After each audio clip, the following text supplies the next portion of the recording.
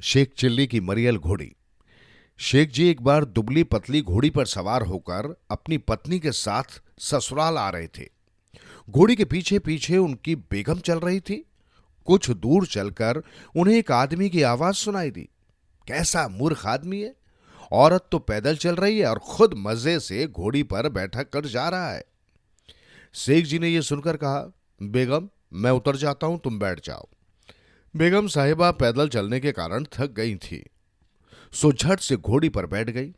अब शेख जी पैदल चल रहे थे। थोड़ी दूर जाकर उन्हें पनघट पर कुछ महिलाएं मिली।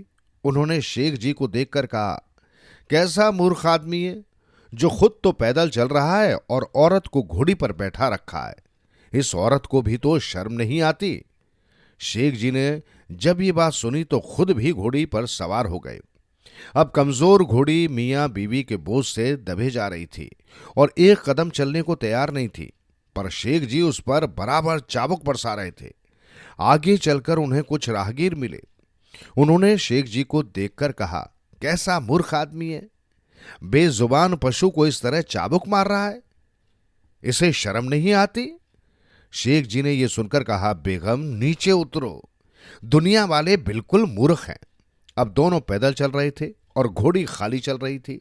आगे चलकर फिर कुछ लोग मिले। उन्होंने शेख जी को देखकर कहा, कैसा मूर्ख है कि पैदल चल रहा है जबकि घोड़ी साथ है।